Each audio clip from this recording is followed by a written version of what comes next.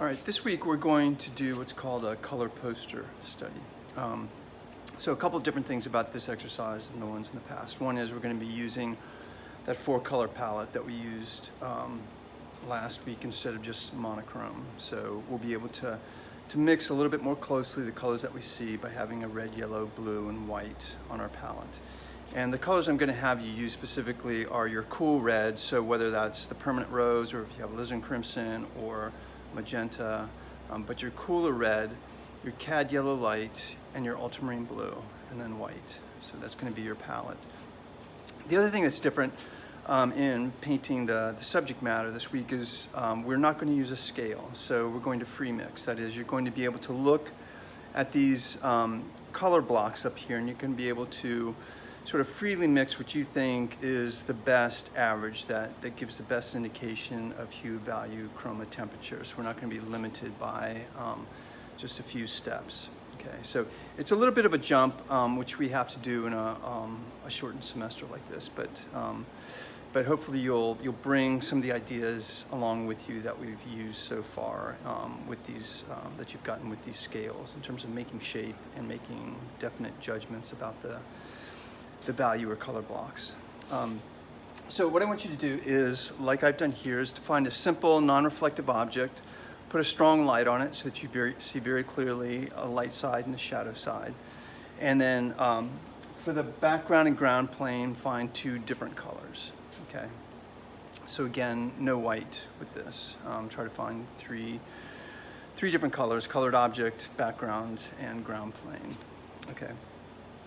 And then the purpose of a color poster study is to take that very complex visual field that we're looking at and to try to reduce it to a very limited number of color averages, to try to strike at those color averages so that we get what that does. It gives us kind of the big picture of what we're going after when we're painting.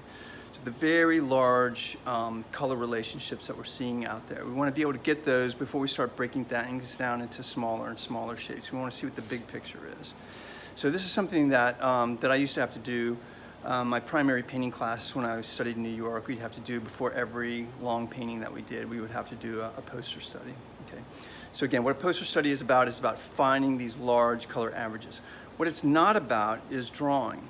Okay, so you're going to do a very, very simple drawing. Do not waste time on doing a detailed drawing. That's not what this is about, because the more you invest in the drawing, the more you're going to be consumed with making the cup look like a cup or the pear look like a pear, and that's not what this is about. It's just about finding these big color averages.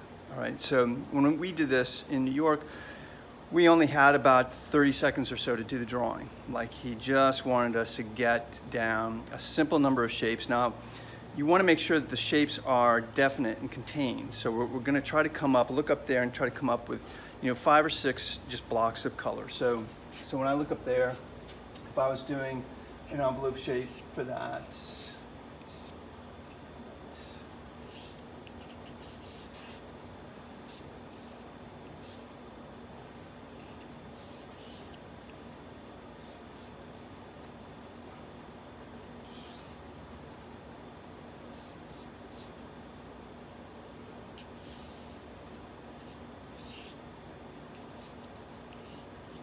so that might be my drawing there.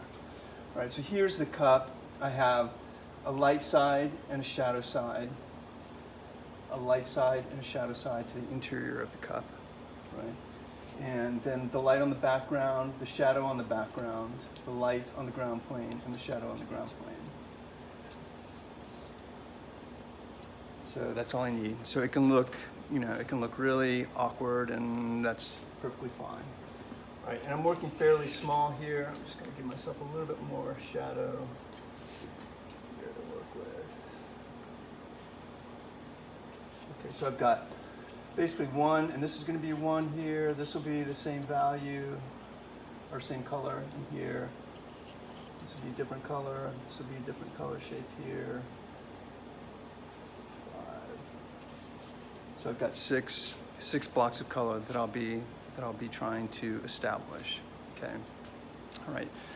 So so again, we're just looking for these color averages. Very, very simple drawing. Do it very quickly, but give yourself some nice, definite boundaries to your shapes that you can just plug the color into.